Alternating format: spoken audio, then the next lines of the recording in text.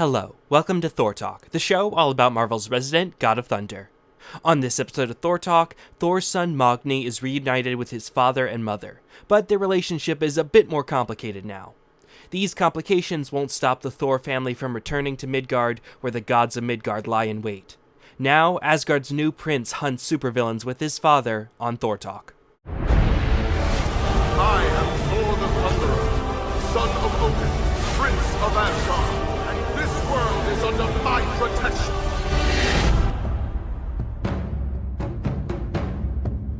The Immortal Thor number 18 was written by Al Ewing and was published in December of 2024. The issue begins with a quote from the Eddic poem Havamal. A son is better, even if born late, after his father's departure. Gravestones seldom stand by the wayside, unless raised by a kinsman to a kinsman. Havamal is a collection of wise sayings attributed to the god Odin. This particular stanza is about the importance of having a son to carry on your legacy. Like most ancient cultures, having a son was extremely important in Viking culture. They would inherit your property, avenge your death, and raise gravestones in your honor. This stanza particularly mentions the gravestones, which were raised in visible areas such as on the roads. These runestones gave details about the men who died, and were often raised by their sons. So, in that way, the sons not only carry on their father's legacy, but also honor him and ensure that it is not forgotten. This stanza relates to the heroes and the villains of this issue. Amora argues that it is important for Thor to have a son to carry on in case Thor does die. Currently, Thor is just hoping that he can triumph over certain death, but it would be better to have a son, even if Thor dies soon after Magni arrives. Thor can then ensure his legacy is intact and that the kingdom will be ruled well in his absence. Additionally, Dario Agger uses that same logic as a tool to make the most of his return. Rather than reveal that he's come back from the dead and lose the advantage he has from framing Thor, he invents a son who will carry on in his stead. This son can act as Dario would without Dario actually having to return. Now, let's begin. In a past cycle, before the last of the great Ragnaroks, Thor found himself bereft of the humility he had learned over centuries. Odin separated Thor's more human characteristics from him, and this Thor became king. In this lessened state, he grew wrathful of Midgard, and he sought to work the realm of iron into his own design. A dark future was created, but one light shone. For Thor and Amora had a child, who bore the best parts of both their natures. The boy's name was Magni. He was the god of strength, and the hope of Asgard. But that dark future was unmade by Thor, and he gave his younger self memories of this timeline. Magni was unmade. But Amora the Enchantress used Thor's all-power to bring Magni back from this dead timeline.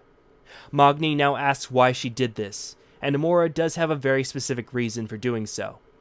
Thor is going to die. There have been prophecies, including one shown to him by the Black Winter, but despite that, Thor says the God of Thunder will never yield to death, not without a fight. Amora is glad that Thor has faith in his ability to overcome his fate, but Asgard will need an heir, a place for the all-power to go if Thor does die. However, Sif quickly sniffs out Amora's hidden intentions. She plans to be the power behind the power. The Enchantress admits that she would prefer to be Queen Mother than occasional prisoner of Asgard. As a few of you predicted in the comments of my last video, Amora doesn't entirely have pure intentions in bringing Magni back. I'm sure part of it was genuinely wanting to have her son back, even if she didn't remember him, and it would make sense that she'd be concerned about the chaos that would follow if Thor dies without an heir. Still, this move would also elevate her to a position that she'd be unlikely to reach otherwise. Despite what she says, there are other options for Thor's heir. His brother Balder has been king a few times, and Freya has also ruled. Even if Magni would be the best heir, Amora going through all that effort to bring him back primarily benefits her above all others. I really like Ewing's portrayal of Amora here, as it keeps her with a foot in both good and evil, which is very fitting for her. Also, as a side note, I think it's interesting that Ewing seems to plan on continuing Donny Cates' storyline. Thor mentions the Black Winter here, which showed him a vision of his own true death in Donny Cates' Thor number 6. I honestly expected Ewing to drop this story, but it seems like he's actually going to lean into it. I prefer Ewing's run over Cates's, but considering the tragic circumstances that led to Ewing getting Thor, I'm glad that he's going to try to find a way to wrap up Donnie's story. Magni reminds Amora that she is not his mother, nor is this Thor his true father, since he was never even born in this timeline. Thor admits that he is not the same person, as Magni's father was missing an important piece of himself, and was often a stern parent, but Thor would not be that. There is a game that mortal fathers often play with their children, and Thor always hoped to play it with his own child. Catch. Magni laughs as he catches Mjolnir in his hand. Sif is unsure about this. Thor decides who is worthy of Mjolnir now that he is Allfather, but it might not be wise to entrust it to Magni so soon. Thor says he is not so trusting, because Thor did not deem him worthy. Magni raises the hammer high despite not being worthy, and only barely notices that the hammer is slightly heavier than when he lifted it in the past. Amora is shocked that Magni is so easily overpowering the worthiness enchantment. Thor smirks, amused that something finally happened that Amora did not predict. It is true that the hammer becomes as heavy as it needs to be for those who are deemed unworthy. But my son is the god of strength. He is what he needs to be also. I have mixed feelings about this scene for a few reasons. First, I have to assume the reason Thor didn't deem Magni worthy was to confirm his identity, because he has his future self's memories, so he knows that Magni was worthy of the hammer and that he used it well. It seems like Magni's role as god of strength means he can magically be strong enough to meet any challenge, and that includes Mjolnir. Magni doesn't have too many appearances, but he's never displayed anything like this in the past. This could be a reference to his only real story in Norse mythology, where he's the only god who can lift a dead giant off of Thor. But in general, I've never been a fan of bypassing the worthiness enchantment for Mjolnir. Whether it be that the hammer has been taken into space, that Thor's severed arm is being used, or even that Thor's DNA is implanted into someone, I'd rather just leave it as only the worthy can lift it. Again, while I'm not a huge fan of this development, I do appreciate this little moment does set Magni apart. Being worthy is currently not that impressive, since Thor controls the enchantment and can give it to anyone, but having the ability to bypass Thor's will on this is impressive. Right away, the audience, including Amora, knows that this son from the future isn't just another Asgardian. He is a god who is capable of being a worthy successor to his father. Seeing as Magni has not truly earned Mjolnir in Thor's eyes, he throws the hammer back to his father. "'Tis good that you do, for that is the game. Catch. Tell me, did your Thor ever take you hunting?" "Aye," his son responds. "'Twould be good to do so again. What quarry would we pursue, my not quite father?" Catch. "Why, the most rewarding on Midgard. Supervillains." I really like this sequence and Thor bonding with Magni in general. Thor vows to be a less stern father than his previous self and immediately shows this. It's rather heartwarming to see Thor achieve the simple wish of playing catch with his son, and particularly that it's Magni, who Thor thought was forever lost. Despite Magni's protests about Thor not being his real father, he is still a near-perfect son from the future for Thor. It's always great to see superheroes become parents, but that often gets very complicated. If the child grows up to be even a teenager, that leads to interesting stories, but that also dates the hero and the world in general. If Spider-Man has a 20-year-old son, then Peter probably has to be close to 40. Even if age isn't a huge issue for Thor, that still means that everyone else in the Marvel Universe has to age another 20 years in order for the timeline to make sense. The obvious workaround is that the child comes from the future after growing up. This creates another problem, as the hero barely gets to know their own child since they didn't experience the child growing up. Magni is different, because future Thor gave current Thor all his memories. Thor remembers Magni and every second of raising him. Even if Thor didn't experience this himself, there is still that level of familiarity and still a bond. Hopefully they can fully embrace that bond despite their complicated relationship. And so, the hunt began. And on Midgard, on a cold rooftop, the quarry awaited. While the rest of the gods of Midgard grow restless, Radioactive Man is unconcerned. If they fail to kill Thor, then he will be again taken to a prison, and within a day he will be released to complete a mission for some shadowy organization. Then, Grey Gargoyle points to the sky. The day was fine and clear, and yet now, hanging above their heads like a sword, the rainbow. No mortal who saw the sign in the sky did not know what it portended. There was no need for any further display of power. Unless it was to make the point clear. Thor was coming. He came to take vengeance, and he did not come alone. Thor offers to show them mercy if they reveal who is behind all of this. Hyde defiantly charges the gods. Magni looks to his father, who explains that Mr. Hyde is a brute of unimaginable strength. But Magni can imagine a lot. The gods of Midgard look on in shock as Mr. Hyde falls to the ground, dazed with broken teeth and 2 black eyes. He grabs Cobra and demands more serum, even though a double dose may kill him. Cobra hands him the vial and emits his Cobra gas to give Grey Gargoyle an opening to attack the blinded Aesir gods. But not all are blinded.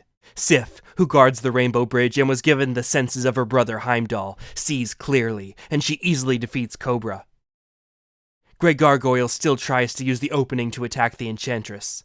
While Amora is fascinated by his spell of transmutation, she calls it primitive and easily counters it. The spell turns on its caster, and Grey Gargoyle is petrified and turned green. In the previous 2 issues, Thor had an abysmal performance against the Gods of Midgard, despite having the all-power and 3 Mjolnir-level artifacts.